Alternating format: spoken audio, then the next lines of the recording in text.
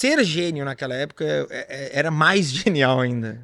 Com certeza, cara. Era, tipo assim, vamos lá atrás, assim, Machado de Assis, a obra do cara. O cara escreveu sem Google. Como é que o cara fez aquilo sem internet, cara? Né?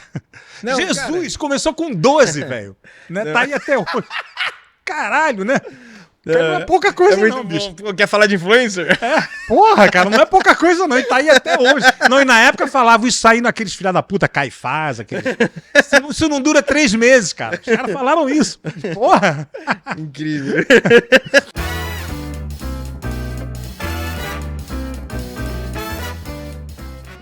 Agora, sabe por que o disco se chama Bad, né? Sabe por quê?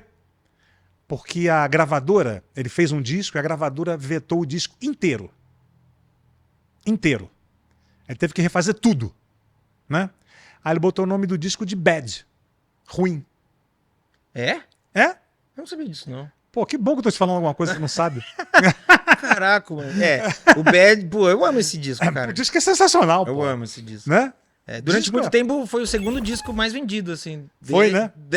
Do Total e depois do Michael, assim. E dali que a transformação dele física não parou, né? Que você vê que ele já tá diferente ali do já... Thriller, né? Ele já tá branco ali. É muito engraçado. Isso é uma coisa que eu sempre tive dúvida, porque na capa do disco, a cor... Isso é uma coisa que eu queria muito... Ele já tá com o cabelo liso. Não, tá com o cabelo... Ali o cabelo ainda tá... mas maior, né? Mas, por exemplo, o tom de pele dele na capa do disco é mais claro do que o tom de pele dele na real. Porque quando você pega os videoclipes, tipo, sei lá, The Way You Make Me Feel, ou mesmo os ensaios da Bad Tour, a pele dele é mais escura do que tá na capa do disco. Pode então, ser. eu acho que ali talvez iniciou o processo de vender uma imagem que acabou que, tipo, se tornou uma coisa mais... Era uma ideia, talvez, que ali vendeu e ele abraçou, a gravadora abraçou, porque a capa do disco, ele não era tão claro. Naquela época, né? Isso é uma coisa que eu sempre achei meio maluca e nunca tive ninguém que eu pudesse perguntar pra... Nunca tive a oportunidade de chegar. Eu falei, cara, por que vocês botaram a pele dele ali desse jeito e tal? Agora, você como executivo, você tem que ter culhão, né? Você chegar pro Michael Jackson e falar, querido, não tá bom.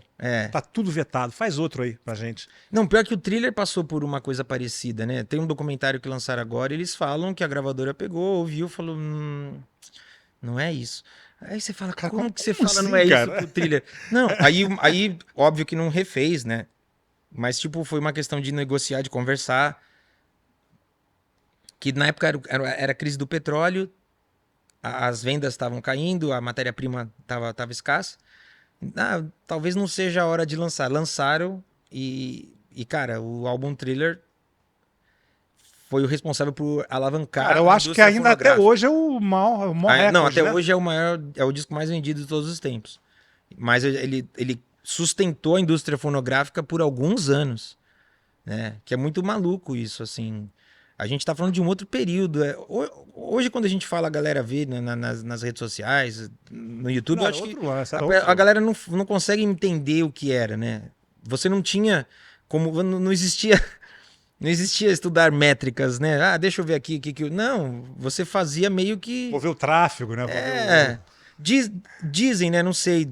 Tem um executivo que falou que o Michael, ele trabalhava na Sony na época, falou que o Michael às vezes pedia...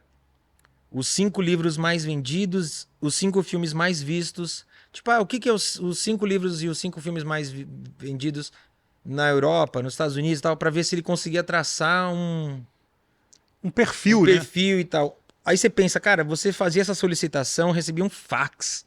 Que loucura. Sim, você muito, né? Telex. Aí você botava os papéis do lado um do outro. Cara, hoje é um negócio que você vai no Google. Então, tipo... ser gênio naquela época era mais genial ainda. Com certeza, cara. Era, tipo assim, vamos lá atrás, assim, Machado de Assis, a obra do cara. O cara escreveu sem Google. Como é que o cara fez aquilo sem internet, cara? Né? Não, Jesus começou com 12, velho. Né? Tá aí até hoje. Caralho, né? Cara, não é pouca coisa, muito não, bicho. bom. Pô, quer falar de influencer? Porra, cara, não é pouca coisa, não. E tá aí até hoje. Não, e na época falavam isso aí naqueles filha da puta Caifás, aqueles. Isso não dura 3 meses, cara. Os caras falaram isso. Porra. Incrível. Agora, falando do Thriller, tem um vídeo também que passa muito na internet, que é ele ensaiando, né? Sim, sim, sim. Aí a gente pensa assim, porra, Michael Jackson ensaiava, né, cara? Cara, ensaiava muito. Aí é que tá, pro cara chegar a Muito. esse, né? É. A gente imagina que a genialidade, né? É. Muitas vezes o cara chega e faz, né? Não, cara, quanto mais eu estudo esse lance todo, mais eu percebo que é o exercício e a exaustão que te faz chegar num A obsessão, ponto, muitas vezes a obsessão. Eu vejo o Michael era um cara obcecado. A galera que trabalhava com ele fala que fazer a turnê, porque pra eles falam, a gente tem consciência de que pro Michael era difícil, pra gente era maravilhoso. Porque a gente tava sendo muito bem pago pra viajar o mundo. Com o melhor show de todos. E durante a viagem a gente tinha que fazer um show a cada 2 dias. E eles contam que era o melhor avião, o melhor hotel, o melhor restaurante. E aí, pro Michael era isso que a gente já falou, ele ficava recluso. Então, pra eles era o show.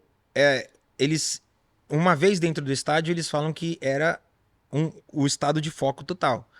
Mas a parte tensa pra eles era o ensaio. Porque o Michael ensaiava muito, repetia muito, fazia muito Exaustivo, ensaio. né? E assim, o Michael começava o ensaio, a banda e o balé, né, os dançarinos separados, os backing vocals separados. Aí juntava banda e backing vocal. O penúltimo estágio era banda, backing vocal e dançarinos, num espaço fechado. E aí ia pro palco. Quando ia pro palco, eram os ensaios gerais. E aí o co-diretor musical falou que nesse estágio, o Michael fazia algumas passagens e era livre. E uma vez que todo mundo desse o ok, que todo mundo tá consciente do que tem que fazer, todo mundo sabe o papel que tem que fazer, dançarinos, iluminação, movimentações de palco, todo mundo sabe. Então a gente vai começar o ensaio e cada vez que alguém errar, a gente volta pro início. Por isso Mas fazer do Era início o do início show. do show, cara. Quase castigo, né? Cara, é quase um castigo. O co-diretor fala, era como um castigo. Mas meio E que eles- né? Se você e parar pra eles não- pensar, ó, se você não acertar, tipo criança. volta pro show, o início vai fazer tudo. É tipo quando você tá aprendendo a escrever, errou, volta. E aí eles falam que eles não botavam muita fé até o dia que alguém errou na última música. E aí o Michael falou, não, nós vamos voltar. Não, mas não. E aí o coreógrafo conta já um outro aspecto, que era a questão das unions, né? Como é que... Sindicatos. Os sindicatos que ficava no pé, que falava, não, já deu tempo e não sei o que, e pro Michael era, não, eu pago o que for, o que é? Eu pago pra eles o que tiver que pagar, eu pago pro a gente não pode interromper esse ensaio.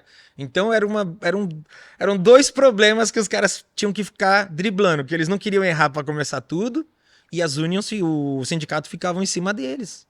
Tipo, opa, O sindicato isso. lá é foda, cara. Sindicato, por exemplo, peça de teatro, tem muita coisa que a gente entra, o ator entra com a cadeira, isso não pode de jeito nenhum lá. Então, a gente O nunca... sindicato dos contra-regras não Cara, permite. a gente não tinha feito show nos Estados Unidos ainda. Esse primeiro show que a gente fez, a gente foi. E foi com a equipe toda. Chegou lá, pô, a gente tá acostumado com o nosso esquema aqui. Meu, os Rhodes foram montar a bateria, os caras, hey, don't touch. E os caras, tipo, não. Aí mete a fita em volta do palco. Não é pra tocar na Não bateria. pode microfonar a bateria. A hora que... Ok, agora vocês podem fazer o que vocês precisam. Não toca. Cara, é maluco, assim, a forma que... E pensar tá certo, né, cara? eu acho que em alguns aspectos eles estão certos. Em alguns aspectos lá, eu fiquei muito chateado que, assim... Cara, eles assumiram com a gente um compromisso de entregar num determinado horário. E eu falei, não vai dar tempo esse negócio. Daqui a pouco vai abrir a porta e não vai estar pronto esse negócio. E eu nunca fiz um show sem passar som. Como é que eu vou fazer aqui a estreia? E graças a Deus a gente não esgotou, mas estava cheia a casa, então eu não podia fazer feio. E aí, tipo, o cara falou, a gente vai ter que parar pra um café. Eu falei, não, pelo amor de Deus. Pra gente não parar pra um café tem uma taxa. Aí eu senti isso meio como um...